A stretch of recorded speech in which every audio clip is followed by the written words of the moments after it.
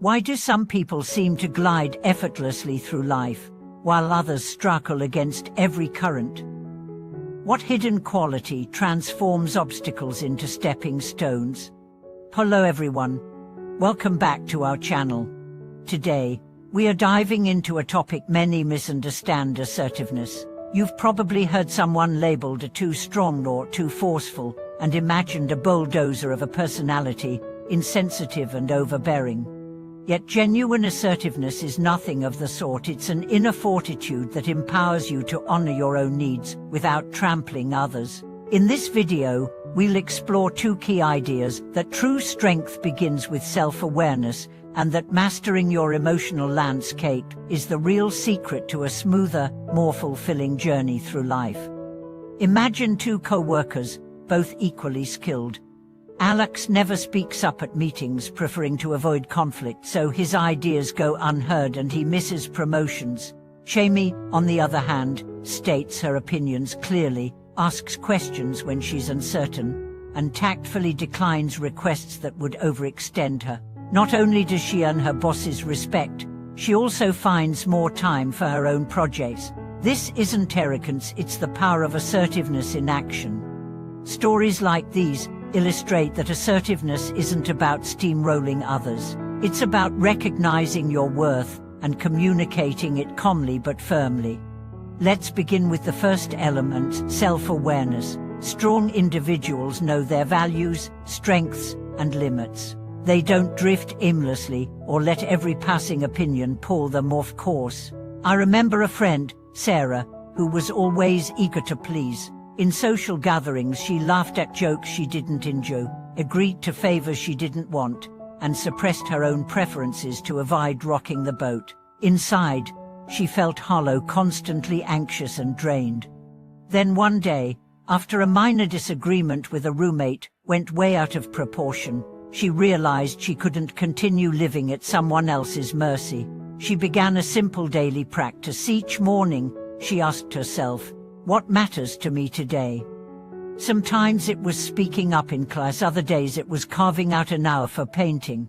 Little by little, she learned to say no without guilt, to assert her needs without apology, and to choose relationships that honored her boundaries. Over months, her anxiety receded, and opportunities she never dreamed of began to appear. That brings us to the second element: emotional mastery. Assertiveness requires not only clarity about what you want, but also control over how you express it. Emotions are like weather, inevitable, powerful, but transient. A truly assertive person notices anger, frustration, or fear rising, pauses to breathe, then speaks with composed confidence. They don't lash out, but neither do they swallow their truth. Consider the case of Marcus, a manager who used to erupt at minor mistakes. Every time an intern misplaced a file or missed a deadline, he would storm into the office, voices raised, leaving morale in tatters. His team tiptoed around him, creativity suffered, and turnover soared. After an honest conversation with a mentor, Marcus began observing his triggers. He realized that impatience disguised his own insecurities. He practiced a simple technique. When he felt his heart rate spike, he counted to 5 and asked himself, "What outcome do I truly want?" The more often than not, a calm request for correction achieved far better results than a roasting. Over time, his team grew loyal, productivity rose, and Marcus discovered that influencing others through respect is far more powerful than intimidation. True assertiveness also means setting and enforcing healthy boundaries. It is perfectly acceptable to decline dinner invitations when you need rest, to limit work calls after hours, or to express discomfort when someone's words cross a line. Boundaries protect your energy and communicate to others how you wish to be treated. Finally, action is the litmus test. You may learn the theory of assertiveness, but only action cements it. Start small, speak up at the next meeting, refuse a request that would overextend you, or correct someone gently when they misrepresent you.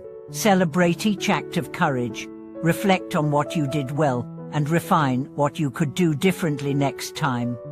As you cultivate self-awareness, emotional mastery, and boundary setting, you'll notice a shift. Decisions become easier, relationships become more honest, and burdens once borne alone become shared. Complex situations lose their grip, and you move forward with clarity and purpose.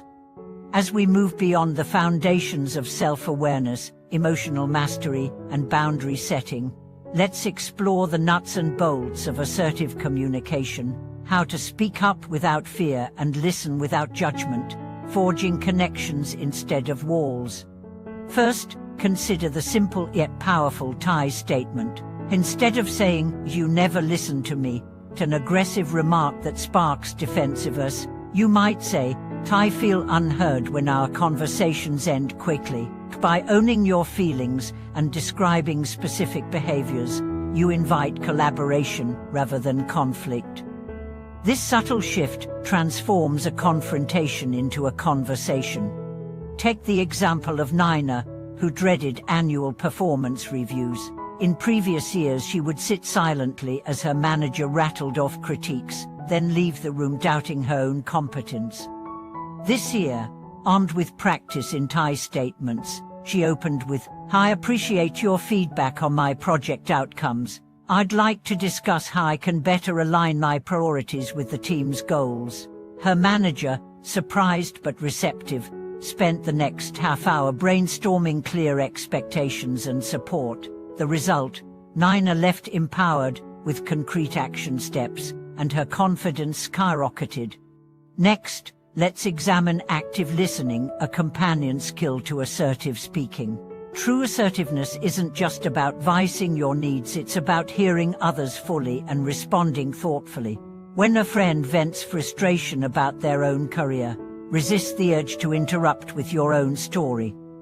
Instead, reflect back. "It sounds like you've been under a lot of pressure lately." This validation builds trust, making it easier later to assert your own perspective because the dialogue has already demonstrated respect on both sides. Now, let's delve into the often overlooked realm of internal dialogue. Many people sabotage their assertiveness with self-criticism. "Who am I to ask for a raise?" Or, "They'll think I'm rude if I say no." To counter this, cultivate a calm, supportive inner voice. Practice affirmations such as, "My time and talents are valuable," or "I deserve to be heard." Record these statements, revisit them each morning, and notice how they gradually rewire your instincts so that when a challenging conversation arises, you approach it with genuine conviction rather than hesitation. Real life offers countless laboratories for assertiveness practice. Try negotiating a small discount at a local shop. Explain politely why you'd like a better price. Listen to the owner's reply and be willing to compromise. Or schedule a brief meeting with a colleague whose behavior drains you. Outline the impact on your work and propose a clear alternative. Each successful attempt reinforces your skill, making the next one feel even more natural. Research in psychology shows that assertive people experience lower stress and higher life satisfaction. By expressing needs clearly, they avoid the resentment that builds when demands go unspoken. They also foster relationships characterized by mutual respect and authenticity, rather than alliances based on fear or manipulation. Over time, this pattern compounds, opportunities multiply, social support deepens, and personal growth accelerates. Of course, the path to assertiveness includes setbacks. You might stumble, feel rejected, or worry you were too blunt. When this happens, treat it as data, not defeat. Reflect on what worked, what didn't, and what you'd adjust next time. Share your experiences with a mentor or peer group, solicit feedback, and continue honing your style. Remember, mastery arises from repetition, not perfection. In the coming days, I challenge you to identify 2 situations where you've stayed silent or overextended yourself. Draft concise I statements, practice in front of a mirror or trusted friend, and then step into those moments with intention. Notice how it feels to honor your own voice, and how others respond when you do. As you integrate these advanced communication tools into your daily life, you'll find that assertiveness becomes less a skill to summon and more a natural reflection of your self-respect. Doors you thought were locked will open, relationships will deepen, and the currents of life will carry you forward rather than push you under. Let's continue building this strength together, because the smoother journey you seek begins the moment you claim your voice. Chatek PST.